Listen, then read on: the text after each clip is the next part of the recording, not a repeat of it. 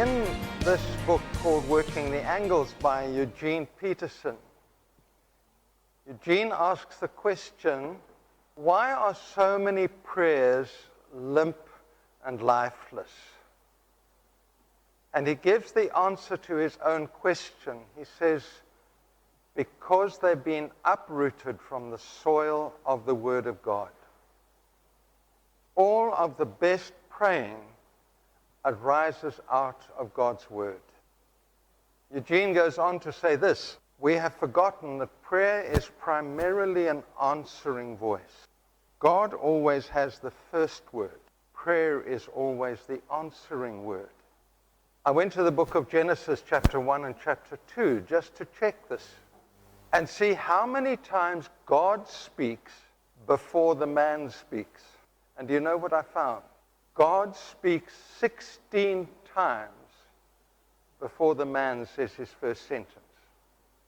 Our speech is meant to be answering speech. And so the best praying I've discovered is when I start with the scriptures, I start with my Bible open, and then I pray from there. This has so changed my life and my prayer life that has led me to give this little series of 3 called Praying the Psalms. I was sitting in Kruger National Park one day around a campfire with a group of people. It was lovely. And we were chatting about the Psalms. And one of the people around the campfire said, is it true that more than a third of the verses in the Psalms are negative? And that sparked a question in my mind. I said, gee, I wonder if that is true. So I decided from there that I would do a survey of my own. And so I did that. I began another about 6 months of praying through the Psalms, verse by verse. But this time, I made a little note in the margin next to every verse. Here's a picture of what my Bible looked like. P meant praise. T-E meant testimony. W-O meant worship. And then there was some like W-I, which meant wicked, and E, which meant enemies. And so I did that right through the Psalms, something like 2,600 verses, and I checked every single one. And when I was finished doing that, I then started adding up the totals. And I want to show you the results of my survey. Today we're only going to do Psalm 1 to 88 for reasons that will become clear as we go along. Now, of course, I divided them into positive and negative. But under the positive and the negative, I had a number of subheadings of other topics. Here are the positive topics, wonderful ones. Worship, praise, testimony, and so on. Here are the numbers attached to them. And you will see a tremendous number of positive praise kind of things. And especially praise and worship get a tremendous number. I'm going to deal with those next week.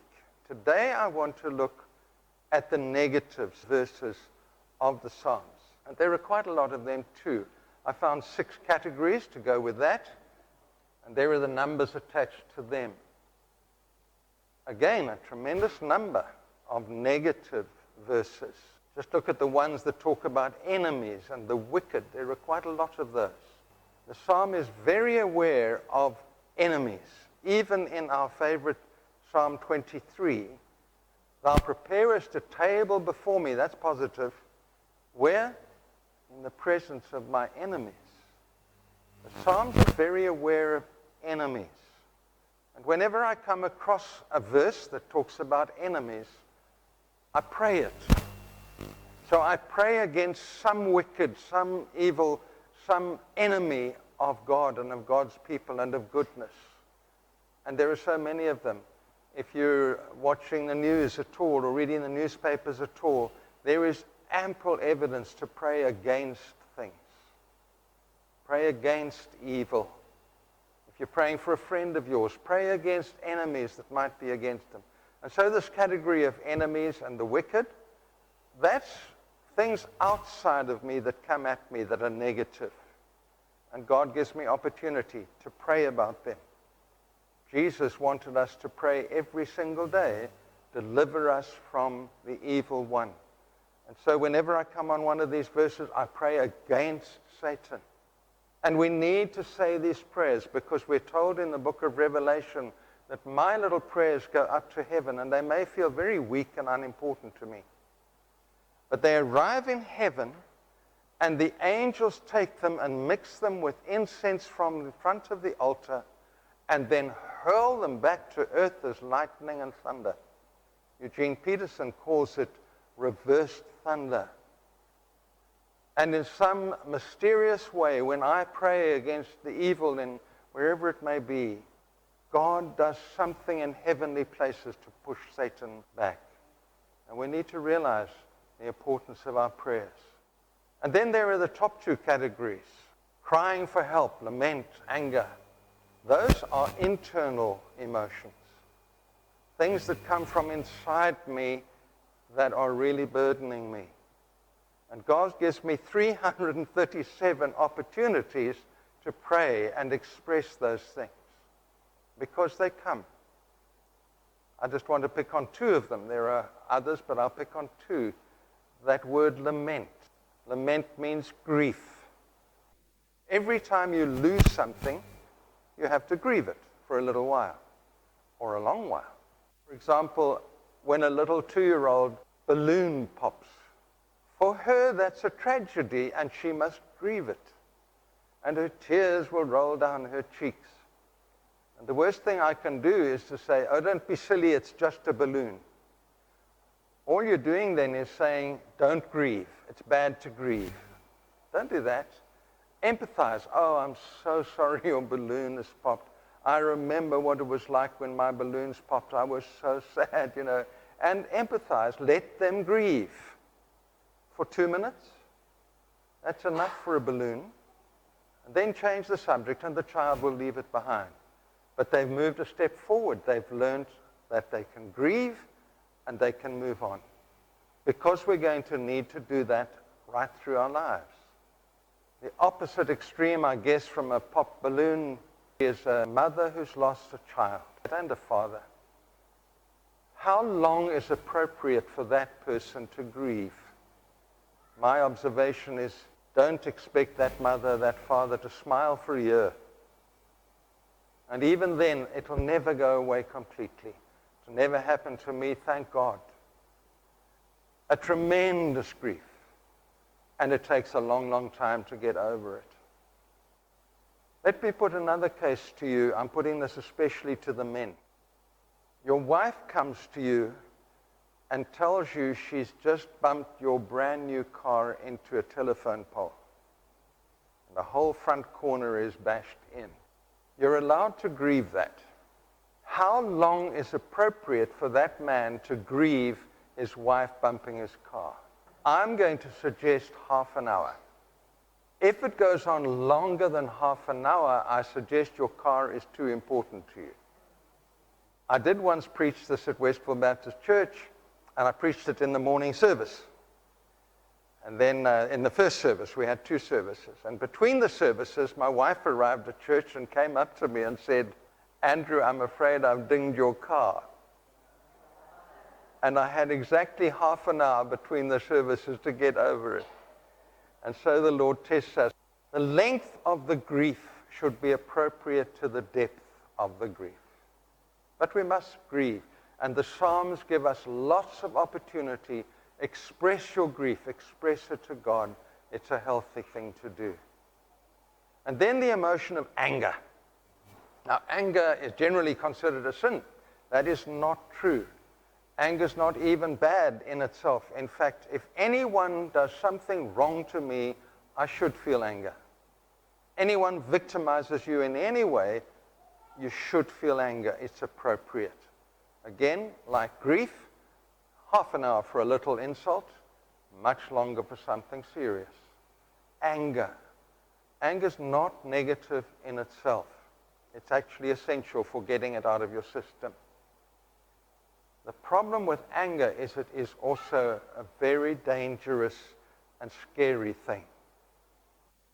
Now look at those faces. If that anger is not controlled, people are going to die, as has happened this week. Just uncontrolled anger leads to such damage. And so the secret is how to obey Psalm 4 verse 4, which says, Be angry, but do not sin. And the Bible answer to that, firstly, is express it to God. And so the Psalms give us lots of opportunity to express our anger. Two of my favorites are in Psalm 58. Verse 6 says, break their teeth in their mouth, O God. You know, that's wonderful stuff. That's Bible telling me what I can say. I remember I was very angry with someone once, and I was driving in my car, and I spent about 5 minutes fantasizing, punching him, not on the jaw, but flat on the nose, because I thought that will cause him enormous pain, and the blood will flow down, and his eyes will water. You know, it felt good, I must say, and I felt fine doing that. I was just in my car. I didn't really go and punch him on the nose. And God says, that's fine. Pray that prayer. Break his teeth in his mouth, oh God. And then I may think about it, and I may go back, and I won't actually break his teeth in his mouth. That's how to be angry, but do not sin. There's another one I love. This is actually my all-time favorite. It's in verse 8. It says, may they be like a slug that melts away as it moves along. I think that's a wonderful one. You know, it's like, Lord, smear them like slime on the sidewalk. That feels good to say that. I'll say it to God. And then I'll reflect on it with God. And then I'll go out and take action that is not sinful. So the Psalms give you wonderful opportunity to express your anger. And so we come back to my graph. We've got all these positives and all these negatives. Then I added them up. 780 positive verses, 606 negative verses in Psalms 1 to 88. That means 56 positive and 44% negative. 44%. That's a very high percentage. That's higher than my friend in Kruger Park suggested, a third. It's much more than a third. It's nearly half. The Psalms, especially Psalm 1 to 88, emphasize the negative parts of our lives a great deal. And that is why I've called this morning's talk the Valley of the Shadow. We all go at some time or another through the Valley of the Shadow. Again, even our wonderful Psalm 23 talks about going through the Valley of the Shadow, even of death. And so Psalm 1 to 88 is saying to us, I know that life is painful. I know that it's difficult. I'm going to give you a prayer book that gives you lots of opportunity to express it, to feel it, to talk to me about it. And it starts way back in Psalm 2, verse 1, which says, why do the nations rage and the people plot in vain? That is the first question of the book of Psalms. Whenever I ask God a question, it implies I'm confused, I'm anxious, I don't understand, I'm worried, I might even be angry with God. And God says, I'd much rather have you angry with me than indifferent to me. And so from Psalm 2, verse 1, there's invitation to question, to be angry, to be anxious, to be confused. Right through to Psalm 88. I don't know if you know what's unique about Psalm 88. It's the only psalm which has not got a single positive word in it. This is someone who's hit the very bottom of the valley of the shadow. I hope you never get there. But that mother who's lost a child, she's there. She can't see a positive anywhere. And we mustn't come with some nonsense about, don't worry, dear, every cloud has a silver lining. When you're down there, you can't even see the clouds, never mind the silver lining. And so Psalm 88 is the ultimate psalm for allowing you to express, I am at the bottom of the pit. It's a terrible place to be. And I hope for all of us, we don't get there more than once in our life. I'm glad there's only one psalm like that in the book of Psalms. 1 out of 150, that's not a lot. But God is acknowledging sometimes, I don't put you there, but I allow you to go there for reasons one day you will understand. And so the Psalms, they give us every opportunity to be negative. And so go ahead, be angry, be negative, grieve as much as you need. But, and there is a but. Look with me at Psalm 73. Now, Psalm 73 is a typical lament psalm. He begins the psalm in verse 3 by saying, I nearly lost my foothold when I saw the prosperity of the wicked. There is something that's almost causing him to lose his faith.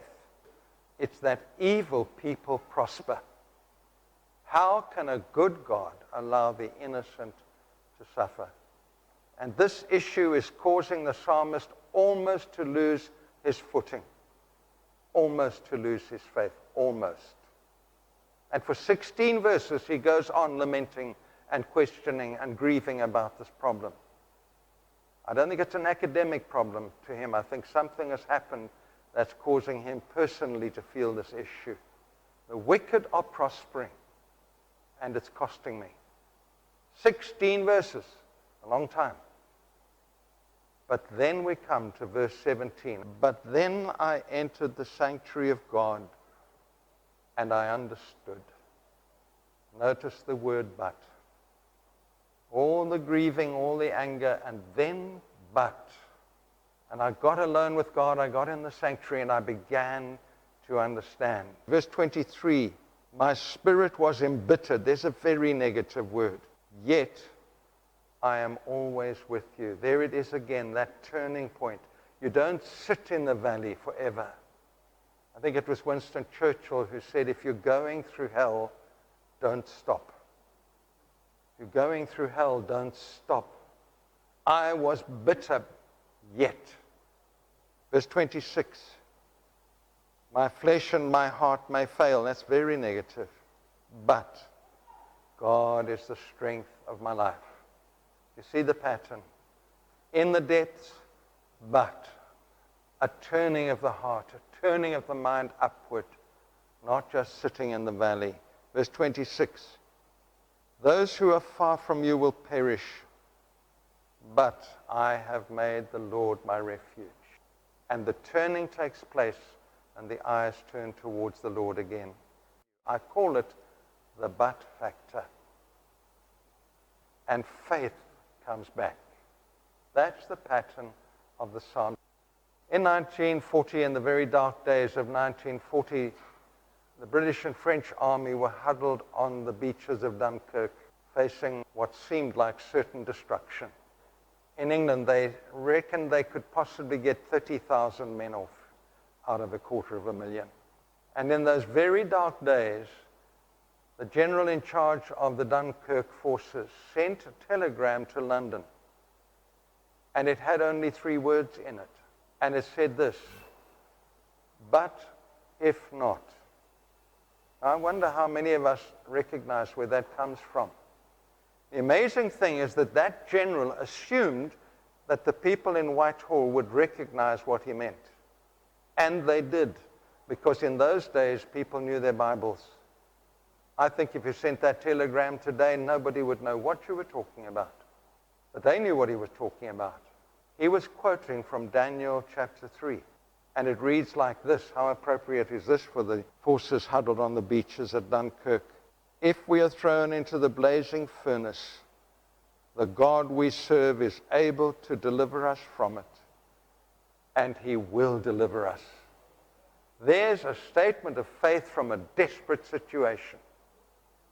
And it came true. God did deliver them. They didn't get off 30,000. They got off 225,000 people to fight another day. God did deliver them. But the verse reads on, but if not, we want you to know that we will not serve their gods or worship the image of gold that they have set up. Whatever life throws at you, you can make up your mind. I will not turn from my lips.